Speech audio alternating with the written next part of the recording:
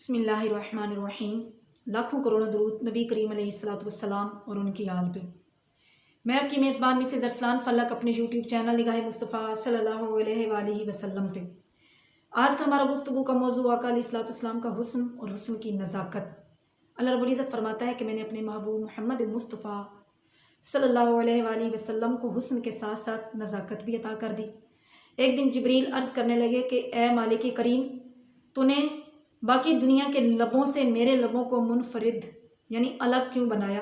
तो अल्लाह ने फरमाया कि ए जिब्रील, मैंने अपने महबूब को ना हुस्न के साथ साथ नज़ाकत भी अता कर दी है, और मैं चाहता हूँ कि जब तू मेरे महबूब की बारगाह में जाए तो जब अपने लब मुबारक मेरे मुस्तफ़ा के कदमैन शरीफैन पर रखे तो मेरे महबूब के कदमैन शरीफैन को आपके होठों की ठंडक महसूस हो, और उस ठंडक के एहसास से मेरा जो महबूब है वो बेदार हो। एक दिन हज़रत यूसुफ अलैहिस्सलाम आईने के सामने खड़े हैं और सोच में गुम है कि अल्लाह ने मुझे इतना हुस्न अता किया है, अल्लाह ने मुझे इतनी खूबसूरती अता की है।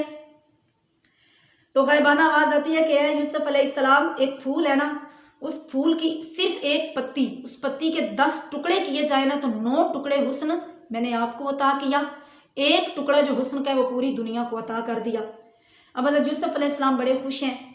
तो फरमाया गया कि अभी बात मुकम्मल नहीं हुई, बाकी जो फूल है उस फूल का सारा हुस्न मोहम्मद मुस्तफ़ा अहमद मुजतबा सैयद सकलैन को अता कर दिया गया। सैयद आयशा सिद्दीक़ा रज़ी अल्लाह ताला अन्हा फरमाती हैं कि एक दिन मैं चरखा काट रही थी।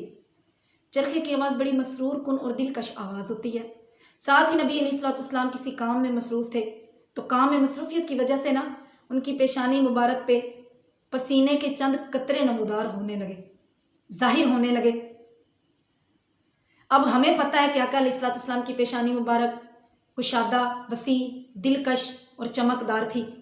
हमारे इमाम फरमाते हैं ना कि जिनके माथे शफात का सेहरा रहा, जिनके माथे शफात का सेहरा रहा, उस जबीने सआदत पे लाखों सलाम, उस जबीने सआदत पे लाखों सलाम।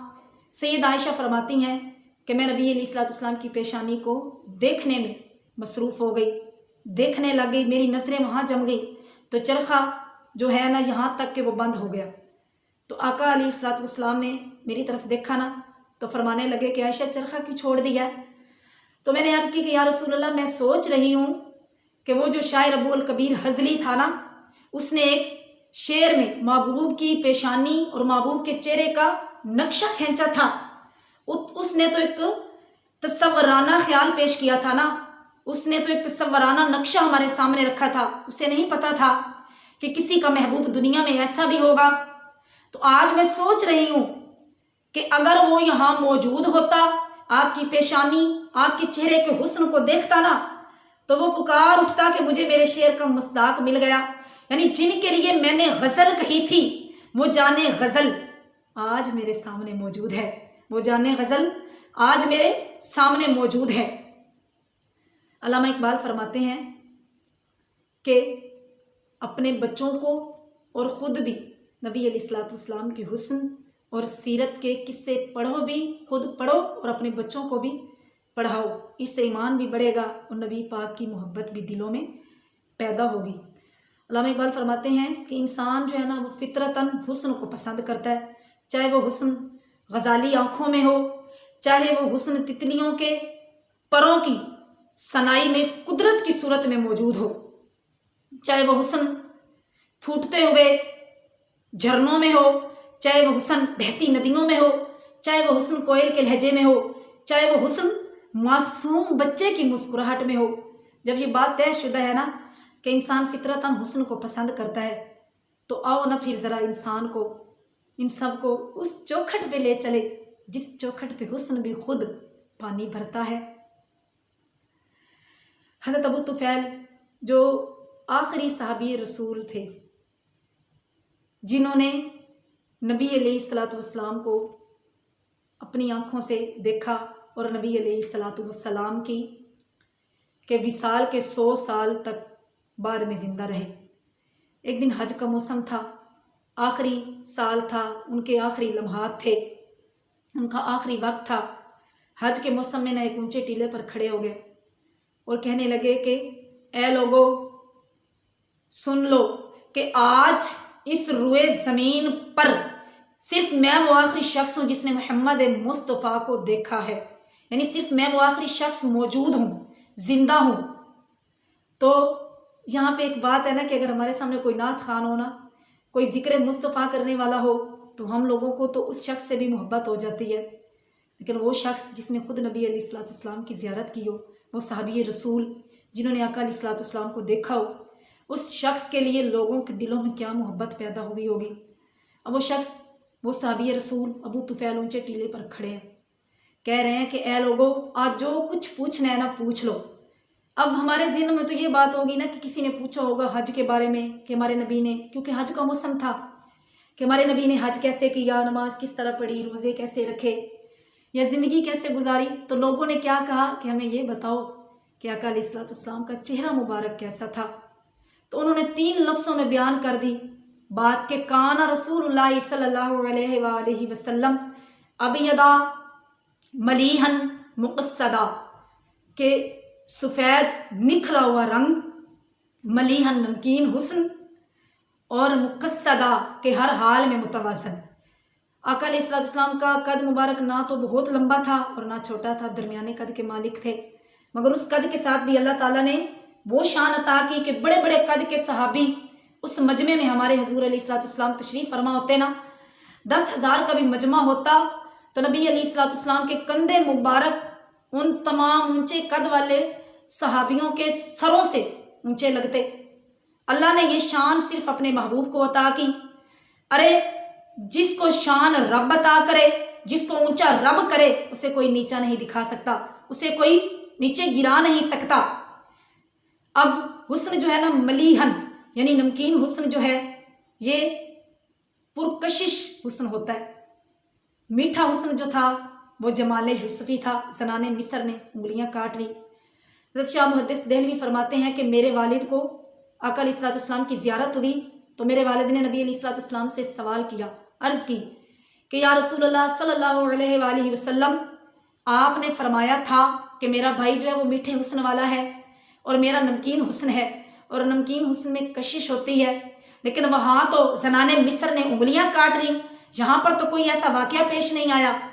تو آقا علیہ الصلوۃ والسلام نے فرمایا کہ عبدالرحیم، اللہ نے غیرت محبت کی وجہ سے مجھے لوگوں کی نظروں سے چھپا کر رکھا ہے کہ کوئی محب نہیں چاہتا کہ اس کے محبوب کو کوئی دیکھے۔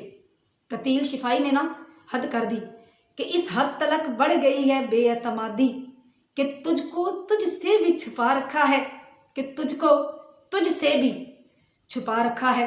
حضرت حسان بن ثابت جو کہ ایک شاعر ہے، نبی علیہ الصلوۃ والسلام کی بارگاہ میں جب بھی تشریف لاتے نا فرماتے ہیں کہ میں اپنے منہ پہ ہاتھ رکھ لیتا اور ہاتھ کی جو انگلیاں ہیں ان کی اوٹ سے نبی علیہ الصلوۃ والسلام کے چہرہ مبارک کی زیارت کرتا کہ کہیں ہاتھ چہرے سے ہٹاؤں تو نبی کے حسن کے جلووں کی وجہ سے میری بینائی جاتی نہ رہے۔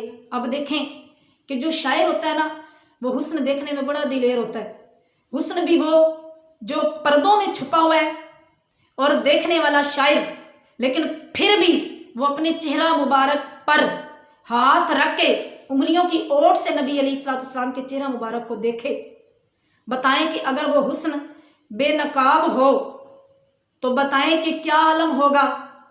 حسن یوسف پہ کٹی مصر میں انگشت زنا، حسن یوسف پہ کٹی مصر میں انگشت زنا، سر کٹاتے ہیں تیرے نام پہ مردان عرب، سر کٹاتے ہیں تیرے نام پہ مردان عرب۔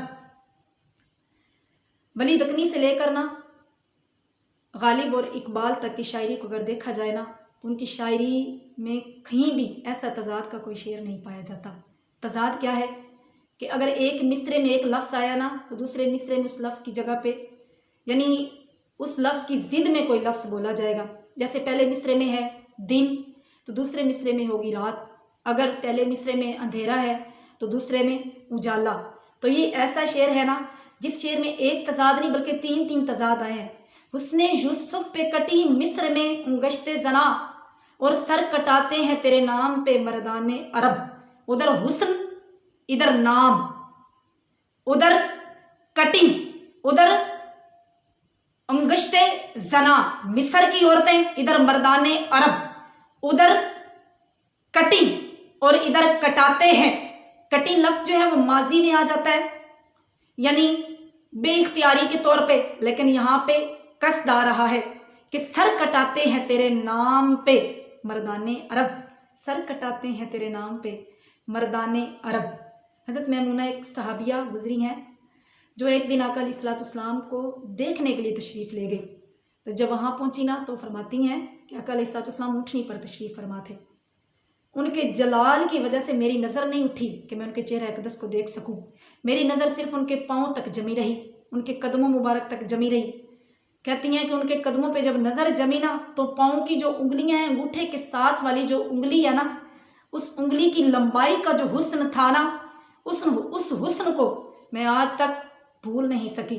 बताएं, जिनके पाँव मुबारक का ये हाल हो कि कदमों में जबी को रहने दो, चेहरे का तस्वुर मुश्किल है, कदमों में जबी को रहने दो, चेहरे का तस्वुर मुश्किल है। जब चांद से बढ़कर एड़ी है, जब चांद से बढ़कर एड़ी है तो रुखसार का आलम क्या होगा, तो रुखसार का आलम क्या होगा। अल्लाह रब्बुल इज़्ज़त हमें भी आका अलैहिस्सलाम की सीरत और उनके हुस्न के कसीदे पढ़ने सुनाने की तौफीक अता फरमाए। वमा अलैना इल्लल बलागुल मुबीन। अस्सलामु अलैकुम व रहमतुल्लाहि व बरकातुहू।